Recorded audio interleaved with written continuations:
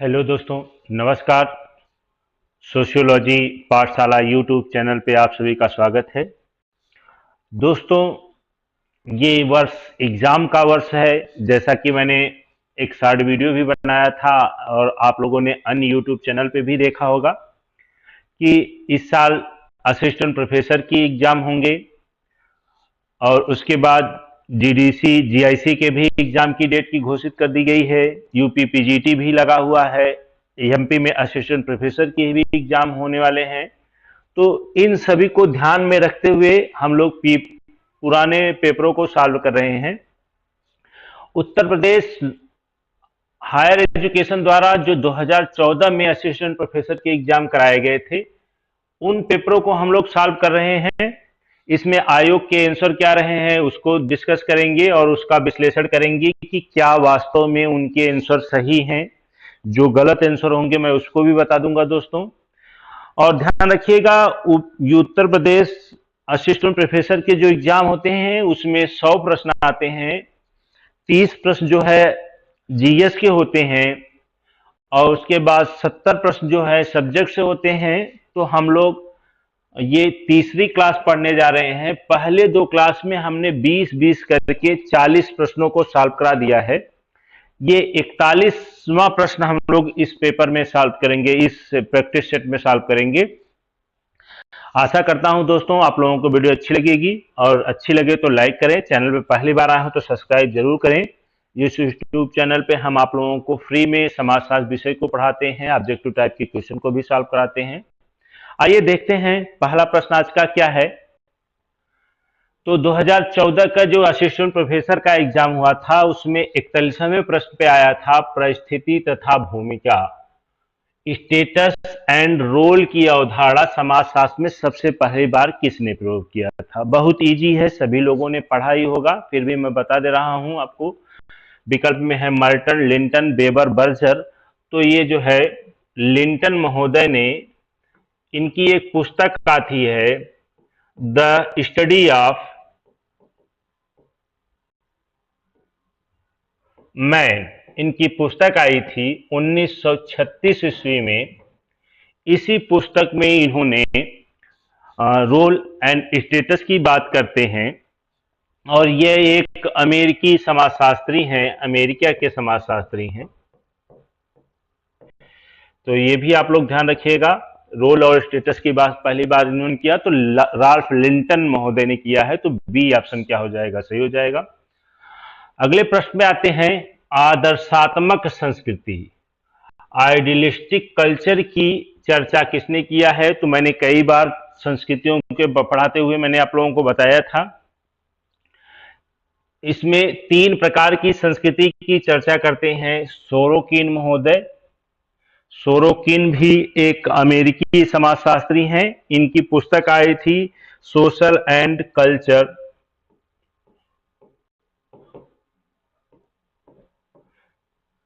एवं cultural dynamics.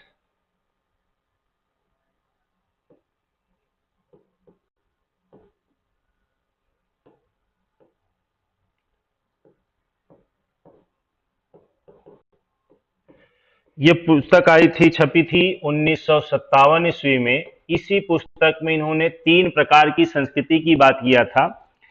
और संस्कृतियों की बात करें तो एक संस्कृति इनकी थी, जो पहली संस्कृति थी उसे उन्होंने चेतनात्मक बताया था। चेतनात्मक, चेतनात्मक को क्या कहते हैं दोस्तों, तो आइडिनेशनल की बात करते हैं। आदर्शात्मक दूसरी संस्कृति थी। तीसरा संस्कृति है भावात्मक। भावात्मक संस्कृति को सनसेट बोलते हैं।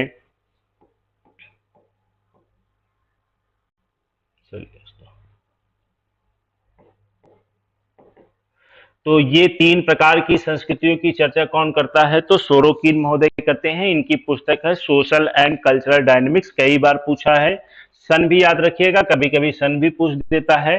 1957 ईस्वी में आई थी। हाँ, ध्यान रखिएगा दोस्तों, एक संस्कृति की बात जो है आकबर महोदय कहते हैं, उसको बोलते हैं अनुकूलनात्मक संस्कृति। अनुकूलनात्मक संस्कृति। तो इसमें आप लोग कंफ्यूज ना होइएगा, अनुकूलनात्मक और आदर्शात्मक दोनों अलग अलग है, दो अलग अलग व्यक्तियों ने दिया है। आदर्शात्मक की बात करेंगे तो सोरोकिन, अनुकूलनात्मक की बात करेंगे तो आगमन महोदय ने दिया है। तो इसको आप लोग अंतर यहीं से करके नोट कर लीजिएगा, ज्यादा अच्छा रहेगा। अगले प्रश्न पे आते हैं, 43वां प्रश्न है, आज का तीसरा प्रश्न है। ये पूछ रहा है कि पैरेटो की कौन सी अवधारणा है। तो पहला ही ऑप्शन है तार्किक क्रिया, अतार्किक क्रिया, इसी को उन्होंने भ्रांत तर्क कहा है, भ्रांत तर्क। एक और क्रिया की बात करते हैं, तार्किक क्रिया, तार्किक और अतार्किक। अतार्किक को ही उन्होंने भ्रांत तर्क कहा है, तो ए ऑप्शन क्या हो जाएगा, सही हो जाएगा। दूसरा ऐतिहासिक भौतिकवाद, तो ये जो है कार्ल मार्क्स की अवधारणा है।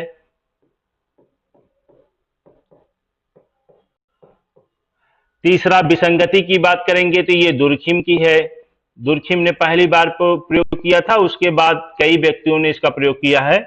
संस्कृति की चर्चा तो कई लोग करते हैं। अगले प्रश्न पे आते हैं, चौथा प्रश्न है 44वां, इसमें लिखा हुआ है दोस्तों, सामाजिक अनुसंधान का सही क्रम पहचानना है।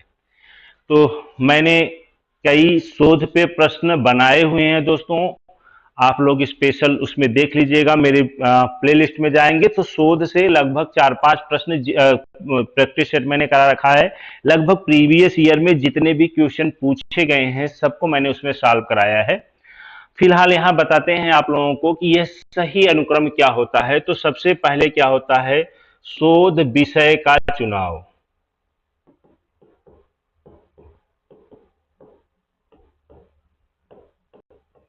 तो शोध विषय का चुनाव ऑप्शन में नहीं है तो उसको छोड़ दीजिए। उसके बाद फिर क्या होता है, उपकल्पना का निर्माण किया जाता है, तो ये आ जाएगा दूसरे नंबर पे। तो इसमें ऑप्शन नहीं है तो ये पहले नंबर पर आ जाएगा। उपकल्पना के निर्माण के बाद हम लोग क्या करते हैं, पायलट स्टडी करते हैं, दूसरे नंबर पे ये आ जाएगा, 2 हो जाएगा। तीसरे नंबर पे फिर बात करेंगे, जो पायलट स्टडी किया है हमने, टूल का निर्माण करेंगे। तो टूल्स की भी बात इसमें किया नहीं गया है, लेकिन टूल्स के अंतर्गत ये आएगा अवलोकन, जिससे हम क्या करेंगे, डाटा को संकलित करेंगे। तो यह अवलोकन आ जाएगा, ये तीसरे नंबर पे आ जाएगा। उसके बाद फिर क्या होगा, जो हमारे पास आंकड़े आए हैं उसको हम क्या करेंगे, विश्लेषण करेंगे, तो ये आ जाएगा चौथे नंबर पे। और उसके बाद जो निष्कर्ष आएगा हम क्या करेंगे, एनालिसिस करेंगे। एनालिसिस के बाद जो निष्कर्ष आएगा उसको बोलते हैं रिपोर्ट राइटिंग, जिसके बाद क्या होती है, हमारी थीसिस तैयार होती है। तो ये आ जाएगा 5वें नंबर पे। तो इस प्रकार से ध्यान रखिएगा, पहले आएगा 4, तो 4 एक ही जगह है दोस्तों, 4 3 5 2 1, ये ऑप्शन सही हो जाएगा। ये सही क्रम है दोस्तों, कहीं भी प्रश्न पूछता है तो यही क्रम आप लोग फॉलो कीजिएगा। सबसे पहले शोध विषय का चुनाव किया जाता है, फिर उपकल्पना का निर्माण किया जाता है, फिर उसके बाद इसमें साहित्य पूर्वावलोकन भी किया जाता है दोस्तों यहीं पे। उसके बाद पूर्व अध्ययन पायलट स्टडी किया जाता है। उसके बाद टूल्स का निर्माण करके अवलोकन करते हैं, फिर जो तथ्य प्राप्त हुए हैं उसका सारणीयन करते हैं, उसके बाद उसका विश्लेषण करते हैं, और फिर लास्ट में क्या है, निष्कर्ष निकालते हैं। ये इसका क्रम है, किसी भी शोध का क्रम यही होता है। आइए अगले प्रश्न पे आते हैं, 45वां प्रश्न है, बहुत ईजी है, स्ट्रीट कॉर्नर सोसाइटी, इंग्लिश में भी लिखा हुआ है दोस्तों। यह शीर्षक पुस्तक अनुसंधान की किस तकनीक पर आधारित है। तो सबसे पहले आप लोग जान लीजिए, स्ट्रीट कॉर्नर सोसाइटी पुस्तक जो है विलियम व्हाइट की है। विलियम व्हाइट ये एक अमेरिकी समाजशास्त्री हैं। उन्होंने अमेरिका की नुक्कड़ गलियों का अध्ययन किया है और एक पुस्तक लिखा है जिसे स्ट्रीट कॉर्नर सोसाइटी के नाम से जाना जाता है। इस पुस्तक में उन्होंने सहभागी अवलोकन का प्रयोग किया है। सहभागी अवलोकन यानी पार्टिसिपेटरी ऑब्जर्वेशन, यानी कि वह जाकर के उस समूह में अपने आप को समाहित कर लेते हैं, यानी उस समूह में जा करके रहने लगते हैं और फिर उसका अध्ययन करते हैं। तो ये है सहभागी अवलोकन। इसके साथ साथ मैं बता दूं कि समाज शास्त्र में सहभागी अवलोकन सबसे पहली बार कोई किया है तो वह है मैलिनोवस्की।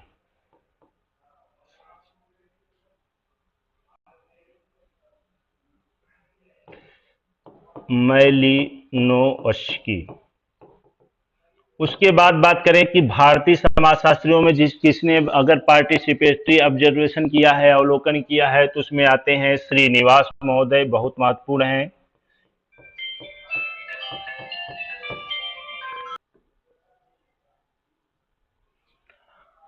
अगला प्रश्न है दोस्तों 46वां प्रश्न, मैच द कॉलम है।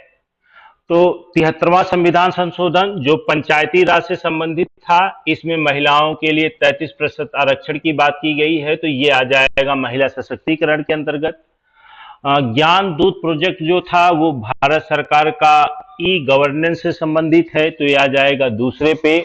मानव विकास रिपोर्ट जो है यूएनडीपी द्वारा प्रकाशित किया जाता है, तो ये हो जाएगा। इंटरनेट के माध्यम से वस्तुओं और सेवाओं का क्रय विक्रय जो ऑनलाइन मार्केटिंग की जाती है, तो ये आ जाएगा ई कॉमर्स के अंतर्गत। तो इस प्रकार से हो जाएगा 2 1 4 3, 2 1 4 3 ए विकल्प में है, तो ए विकल्प क्या हो जाएगा, सही हो जाएगा। अगले ऑप्शन पे आते हैं।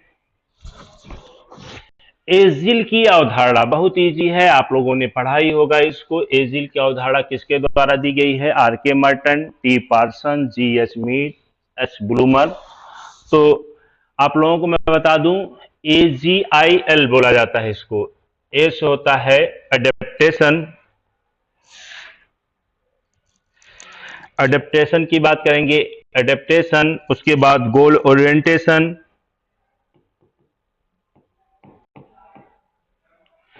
उसके बाद बात करेंगे आइस हो जाएगा इंटीग्रेशन,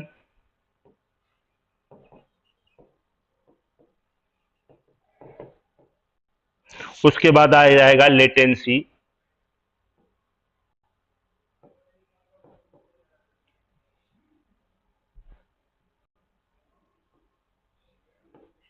लेटेंसी, तो ये तीनों की बात जो है पार्सन्स महोदय करते हैं सामाजिक व्यवस्था के संदर्भ में कि सामाजिक व्यवस्था प्रकार्यात्मक कैसे रहती है।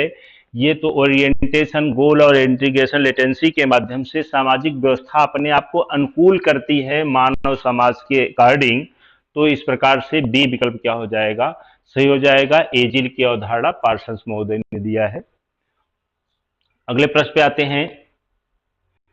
अगला प्रश्न है द न्यूर, एक पुस्तक आई थी जो न्यूर जनजाति का अध्ययन करके लिखी गई है। ये पुस्तक किसने लिखी है? R Brown, Edward Seal, Edward Pritchard, E Illich. तो आप लोगों को बता दी द न्यूर पुस्तक जो है इवांस प्रिचार्ड महोदय ने लिखा हुआ है, तो सी विकल्प क्या हो जाएगा, सही हो जाएगा। अगले प्रश्न पे आते हैं।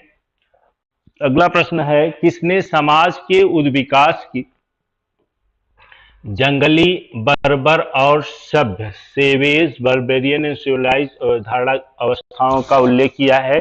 स्पेंसर पहले हैं, फिर काम्टे हैं, मार्गन है, पार्सन्स हैं। तो पार्सन्स जो है ये उद्विकासवादी नहीं है, ये प्रकार्यवादी हैं। तो पहले आप इनको निकाल दीजिए। अब बचे तीन जो उद्विकासवादी समाजशास्त्री हैं। स्पेंसर को उद्विकास का जनक समाजशास्त्र में माना जाता है। इन्होंने सावयवी की अवधारणा दिया है। सावयवी उद्विकास का सावयवी अवधारणा जो डार्विन से संबंध प्रेरित होकर के उन्होंने दिया हुआ है। कांट ने धर्म के उद्विकास की बात किया है।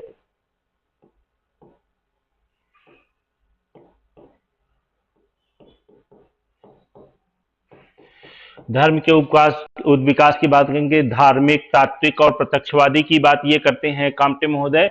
मार्गन ने जो है बर्बर सेवेज, बर्बर एवं सिविलाइज्ड समाज की बात करते हैं। समाज में कैसे उद्विकास हुआ था, पहले हम जंगली अवस्था में थे, फिर बर्बरी अवस्था में और फिर सभ्य अवस्था में पहुंचे थे, ऐसा बात जो है मार्गन ने अपनी पुस्तक जो है एशियंट सोसाइटी।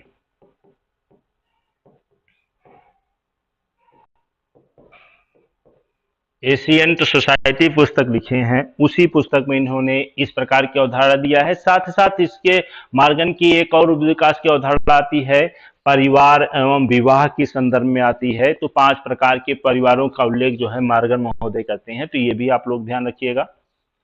अगला प्रश्न है, सिद्धांत निर्माण की प्रक्रिया निम्न से प्रारंभ होती है। कोई भी सिद्धांत जब बनता है तो कैसे शुरुआत होती है, कहां से? पहले तो वह सिद्धांत शुरू में तो नहीं रहेगा, तो क्या होता है, तो पहले वो क्या होती है, कोई अवधारणा होती है।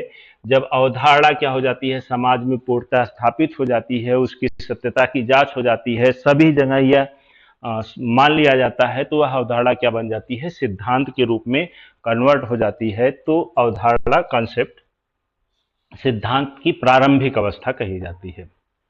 अगला प्रश्न है, देखिए अभी मैंने बताया, यहाँ पे आया भी है, हर्बर्ट स्पेंसर संबंधित हैं। समाज की सावयवी अवधारणा, द्वंद्वात्मक भौतिकवाद, स्थितिकी समाज, उपरोक्त में से कोई नहीं। तो समाज की सावयवी अवधारणा स्पेंसर की है, तो यही विकल्प क्या हो जाएगा, सही हो जाएगा। द्वंद्वात्मक भौतिकवाद की बात कौन करता है, तो कार्ल मार्क्स करते हैं। और स्थितिकी और गतिकी की बात करते हैं तो अगस्त काम्टे करते हैं। अगले प्रश्न पे चलते हैं दोस्तों, नल क्या है? तो नल ये शोध से संबंधित है। प्रश्नावली, अवलोकन, परिकल्पना या केस स्टडी, व्यक्तिगत अध्ययन। तो ये जो है एक हाइपोथेसिस होती है। अभी मैंने बताया कि शोध के चरण में हाइपोथेसिस एक परिकल्पना बनाई जाती है, यानी कि कोई भी घटना कैसे घटित हुई है उसके कारणों को सोच करके शोध के माध्यम से इसमें रखा जाता है। अगर वह परिकल्पना नेगेटिव रखी गई है तो वह नल हाइपोथेसिस बोली जाती है। तो परिकल्पना 2 प्रकार की होती है, एक नेगेटिव होती है, एक पॉजिटिव, यानी कि इसकी वजह से यह घटना घटित हुई है, इसे बोला जाता है पॉजिटिव परिकल्पना। और ये माना जाता है कि इस घटना से दूसरी घटना पे कोई प्रभाव नहीं पड़ा है, तो इसे बोला जाता है नल हाइपोथेसिस। और यह होती है, तो ये पूछा है नल क्या होता है, तो नल क्या होती है, हाइपोथेसिस। तो ये हो जाता है सी विकल्प क्या हो जाएगा, सही हो जाएगा। एक पुस्तक है uncertain glory, India and its construction. तो ये पुस्तक किसने लिखी है, ये पूछा है, किसकी कृति है? तो आप लोगों को मैं बता दूं कि सुनील खिलानी एवं आर गुहा एवं डेविड इंडेस, एल्ड्रिज एवं ए सेन। तो ध्यान रखिएगा, एल्ड्रिज ए सेन। ए सेन कौन है? अमर्त्य सेन की बात कर रहा है। अमर्त्य सेन और जे ड्रीज की पुस्तक आई थी, यह पुस्तक जो है 2013 में आई थी। दोस्तों 2013 में यह पुस्तक प्रकाशित हुई थी। इसी पुस्तक यह पुस्तक दोनों लोगों ने लिखा था मिल करके। तो ये जो है अमर्त्य सेन महोदय हैं, ए सेन लिखा हुआ है, 60 में पूछा था, तो ये सी विकल्प क्या हो जाएगा, सही हो जाएगा। अगला प्रश्न है, सूचना समाज की अवधारणा। एकदम आधुनिक समाजशास्त्री, सूचना समाज यानी जिसके पास सूचनाएं होंगी वर्तमान समय में वह क्या होगा, ज्यादा सशक्त होगा। आजकल सूचनाओं के माध्यम से समाज संचालित किए जा रहे हैं। इसकी अवधारणा किसने दिया है? एम कास्टेल, जे लियोटार्ड, एफ जेमिन्सन या बोर्डिलार्ड। तो ध्यान रखिएगा दोस्तों, ये जो है एम कास्टेल महोदय ने सूचना समाज की अवधारणा दिया है। तो ए विकल्प क्या हो जाएगा, सही हो जाएगा। किसने उत्तर औद्योगिकता को पूंजीवाद के सांस्कृतिक तर्क के रूप में विश्लेषित किया है? उत्तर औद्योगिकता की बात जो है किसके रूप में? पूंजीवाद के सांस्कृतिक तर्क के रूप में किसने विश्लेषित किया है? विकल्प में है लियोटार्ड, एफ जेमेसन, एम फूको, जे डेरिडा। तो उत्तर औद्योगिक को पूंजीवाद की उत्तर औद्योगिक समाज की उत्पत्ति जो है सांस्कृतिक पूंजीवाद की वजह से आया है, ऐसा जो है फ्रेडरिक जेमिन्सन महोदय ने कहा था, तो बी विकल्प क्या हो जाएगा, सही हो जाएगा। कुछ चीजें हैं आधुनिक समाजशास्त्रियों में, ध्यान रखिएगा दोस्तों, इसको रट लीजिएगा आप लोग कि सांस्कृतिक पूंजीवाद की वजह से उत्तर औद्योगिकता या उत्तर औद्योगिकवाद आया था, तो ये फ्रेडरिक जेमिन्सन महोदय का है। एम वेबर पूंजीवाद की प्रपत्ति हेतु किस पद्धति का प्रयोग किया है। एम वेबर यानी मैक्स वेबर ने पूंजीवाद की प्रवृत्ति के अध्ययन हेतु, यानी कि पूंजीवादी समाज का विकास कैसे हुआ था, इसके अध्ययन के लिए किस पद्धति का प्रयोग किया था, ये पूछा है। तो ऐतिहासिक पद्धति, तुलनात्मक पद्धति, तो इन्होंने ऐतिहासिक और तुलनात्मक दोनों का प्रयोग किया है। चूंकि ऐतिहासिक और तुलनात्मक दोनों डी विकल्प में है, तो डी विकल्प क्या हो जाएगा, सही हो जाएगा। अगले प्रश्न पे आते हैं। कार्ल मार्क्स के लिए लंपट सर्वहारा, यानी कि इन्होंने सर्वहारा वर्ग की अवधारणा दिया है, उसमें बताया कि लंपट सर्वहारा कौन सा है। तो इन्होंने सर्वहारा वर्ग यानी जो श्रमिक वर्ग होते हैं उसे सर्वहारा वर्ग कहा था। और सर्वहारा वर्ग में जो भिक्षु होते हैं या असंगठित क्षेत्र में जो काम कर रहे होते हैं, मजदूर जो हैं और छोटे अपराधी किस्म के जो व्यक्ति होते हैं, ये क्या है, लंपट सर्वहारा वर्ग के अंतर्गत आते हैं। तो सी विकल्प क्या हो जाएगा, सही हो जाएगा। अगले प्रश्न पे आते हैं। निम्नलिखित में से कौन सा समिति एसोसिएशन का लक्षण नहीं है, समिति का लक्षण नहीं है, ये पूछा है।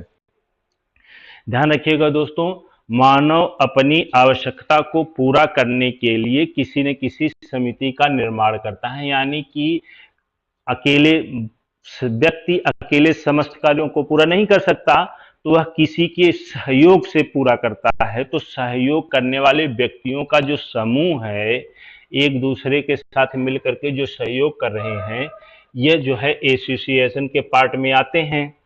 दूसरा है उद्देश्य, यानी कि हम किसी उद्देश्य को ध्यान में रख करके व्यक्तियों से सहयोग ले रहे हैं, तो उद्देश्य भी होता है। ध्यान रखिएगा, सदस्यता अनिवार्य होती है। कहने का मतलब यह है कि हम किसी न किसी समिति का सदस्य होता, मानव ऐसा नहीं है कि बिना समिति के रह ही नहीं सकता, वो कहीं न कहीं किसी न किसी समिति का सदस्य जरूर बनेगा। हाँ, ये ध्यान रखिएगा, उद्देश्य पूरा होते ही क्या होती है, समिति क्या हो जाती है, भंग हो जाती है। तो इसकी प्रकृति अस्थाई नहीं होती है, अस्थाई होती है। चूंकि ये पूछा है कि इसका लक्षण नहीं है, तो इसका लक्षण डी ऑप्शन क्या हो जाएगा, सही हो जाएगा, क्योंकि यही इसके लक्षण नहीं है, यह अस्थाई होता है, जबकि दिया है अस्थाई है। तो डी विकल्प क्या हो जाएगा, सही हो जाएगा। सामाजिक स्तरीकरण का कौन सा प्रकार संस्तरण, असमानता और भिन्नता के समान स्तरीकरण, जिसमें ये पूछा है कि नीचे जो विकल्प दिए गए हैं उसमें से किस विकल्प में संस्तरण भी पाया जाता है, असमानता भी पाई जाती है और भिन्नता, तीनों चीजें देखने को मिलती हैं। तो इस प्रकार के कौन सा स्तरीकरण है, तो यह होता है क्लास यानी वर्ग की अवधारणा। इसमें एक दूसरे से अंतर भी देखने को मिलता है, संस्तरण भी पाया जाता है, असमानता और भिन्नता भी देखने को मिलती है, तो यह होता है वर्ग के अंतर्गत आता है। आज का 20वां प्रश्न है, वैसे पेपर का ये 60वां प्रश्न है कि भारतीय सामाजिक स्तरीकरण के अध्ययन के लिए लुई डूमा द्वारा, डूमा एक भारतीय विद्याशास्त्री परिप्रेक्ष्य के विद्वान रहे हैं, किस पद्धति का उपयोग करते हैं।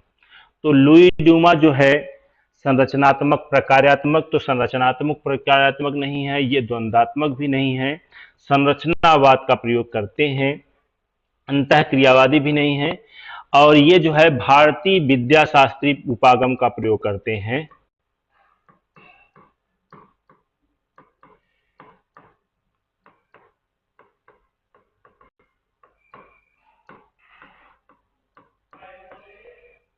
भारतीय विद्याशास्त्री उपागम यानी कहते हैं कि भारतीय सांस्कृतिक या धर्म ग्रंथों के अध्ययन करके ही हम भारतीय समाज का अध्ययन कर सकते हैं। और इनकी एक पुस्तक बहुत महत्वपूर्ण है, होमो हराइकस।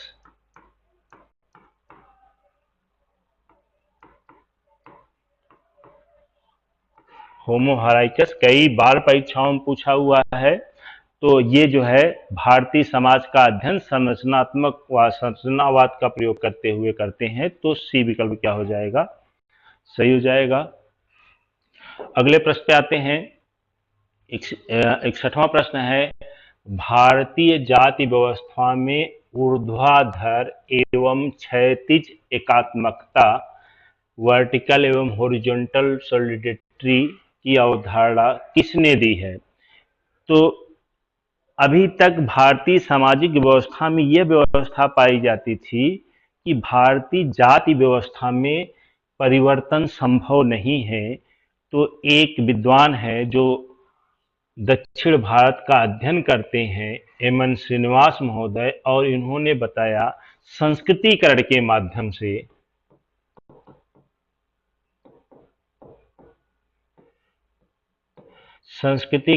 माध्यम से जाति में पोजिशनल चेंज होता है, यानी संरचना में कोई परिवर्तन नहीं होता है, जाति में पोजिशनल चेंज आता है। तो इस प्रकार से सी विकल्प क्या हो, सॉरी बी विकल्प क्या हो जाएगा, सही हो जाएगा। एम.एन. श्रीनिवास के बारे में बात करें तो इन्होंने बहुत सी अवधारणाएं दिया है, बहुत बार परीक्षाओं में पूछा है। एक तो इनकी क्या है, प्रभु जाति, यह भी पूछा जाता है। एक अवधारणा इनकी और पूछी जाती है, लौकिकीकरण।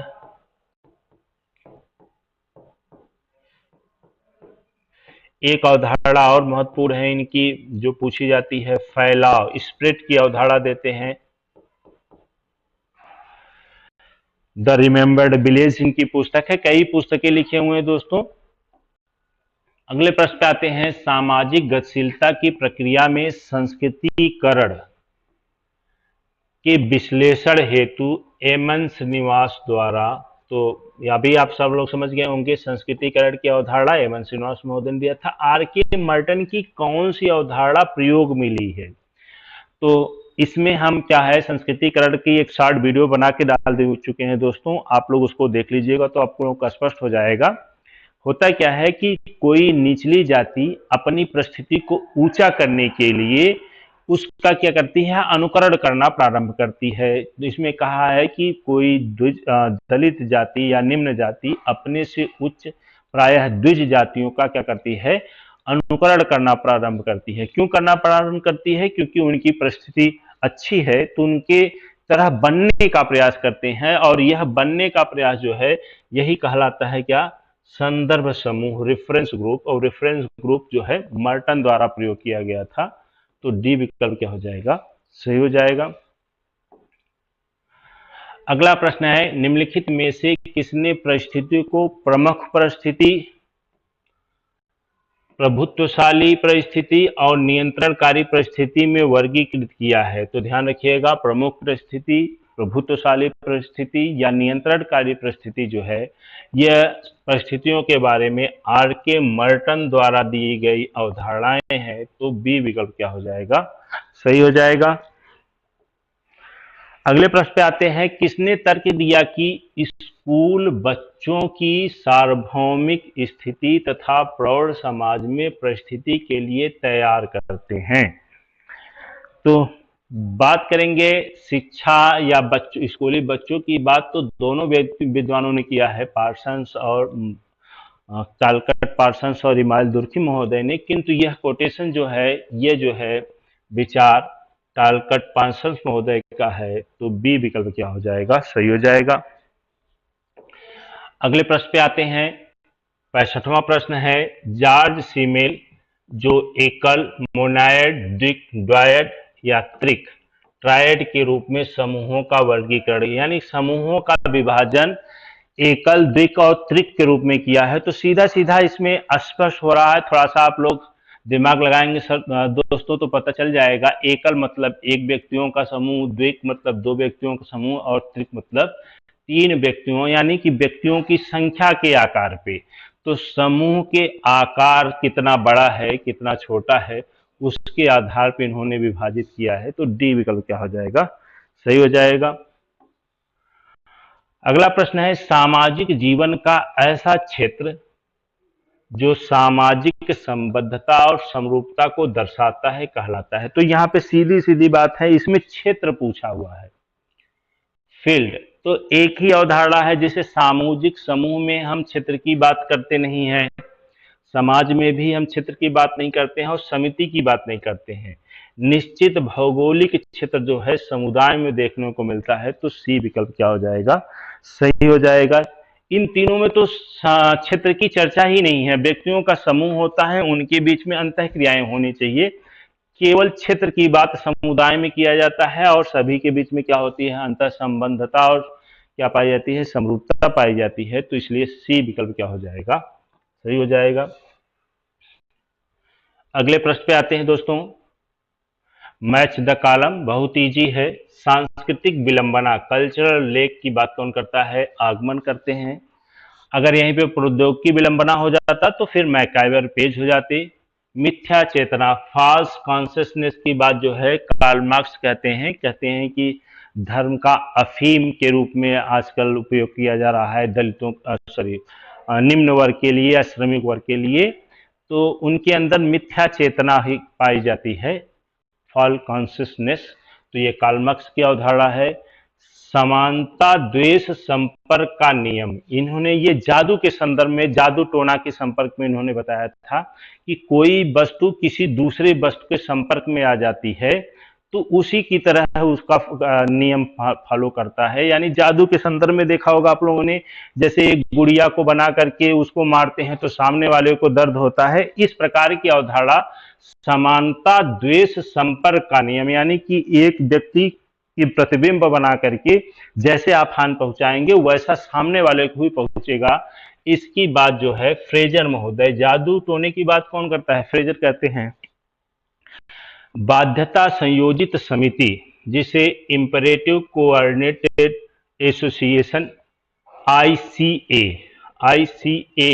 इसके बाद जो है राल्फ डेहरनडॉर्फ महोदय करते हैं। इसका मतलब हुआ 2 1 3 4, 2 1 3 4 जो है ए विकल्प में है। तो ए विकल्प क्या हो जाएगा, सही हो जाएगा। अगले प्रश्न पे बात करते हैं। 68वां प्रश्न है नृजातीयता, एथनिसिटी की परिभाषा। तो नृजातीयता में ये चर्चा की जाती है वह लक्षण जो आनुवांशिक रूप से या सामाजिक सांस्कृतिक रूप से किसी व्यक्ति के अंदर पाए जाते हैं तो उसे हम नृजातीयता के अंतर्गत रखते हैं। तो आनुवांशिक और सामाजिक सांस्कृतिक विशेषताओं को नृजातीयता के रूप में प्रस्तुत किया जाता है। अर्जित को नृजातीयता के रूप में नहीं प्रयोग किया जाता है, आनुवांशिक हो यहाँ पे भी अर्जित है तो ये भी गलत हो जाएगा। राजनीतिक स्थिति जो होगी ये अर्जित में ही आएगी तो ये भी नहीं होगा। इसलिए आनुवांशिक सामाजिक सांस्कृतिक विशेषताओं का उल्लेख किया जाता है। अगला प्रश्न है दोस्तों, सेकेंड लास्ट है ये, इसके बाद एक प्रश्न और बचेगा दोस्तों। समाजशास्त्रीय प्रयोजन से समाजवाद, पूंजीवाद तथा साम्यवाद जैसी शब्द इंगित करते हैं, ये क्या है। तो ये आर्थिक प्रणाली, तो ये समाजवाद के अंतर्गत नहीं आएगा, ये पूंजीवाद के अंतर्गत आएगा। राजनीतिक प्रणाली तो ये साम्यवाद समाजवाद के अंतर्गत आएगा। विश्वास प्रणाली, तो ये तीनों मिलाकर के यहाँ दिया हुआ है, आर्थिक राजनीतिक और विश्वास प्रणालियां। तो डी विकल्प क्या हो जाएगा, सही हो जाएगा। दोस्तों इस प्रकार ये लास्ट प्रश्न है। मैं आशा करता हूं कि आप लोगों को वीडियो अच्छी लगी होगी। लाइक करिएगा, चैनल पे पहली बार आए हो तो सब्सक्राइब जरूर करिएगा। मर्डॉक के अनुसार कितने संबंधी तृतीयक नातेदार के अंतर्गत आते हैं। नातेदारी की इन्होंने 3 श्रेणियां विभाजित की हैं, जिसे उन्होंने कहा है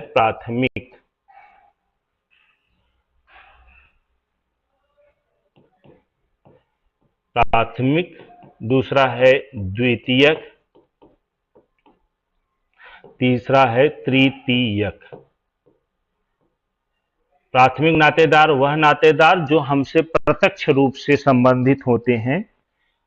इसमें उन्होंने 8 प्रकार के संबंधों की चर्चा किया है। द्वितीयक नातेदार में इन्होंने 33 प्रकार के, यानी प्राथमिक के जो प्राथमिक होते हैं वो द्वितीयक नातेदार में आते हैं, और द्वितीयक के जो प्राथमिक होते हैं वो तृतीयक नातेदार में आते हैं। इनकी संख्या 151 जो है मर्डॉक महोदय ने बताया हुआ है। तो मर्डॉक जो है तृतीयक नातेदार में 151 बताया है। तो ये डी विकल्प क्या हो जाएगा, सही हो जाएगा।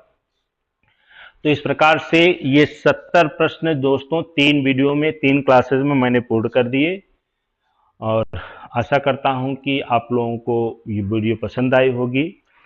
अगर पसंद आई हो तो लाइक करें, चैनल पे पहली बार आए हो तो सब्सक्राइब जरूर करें, दोस्तों के पास भी शेयर करें। बहुत बहुत धन्यवाद। जय हिंद, जय भारत।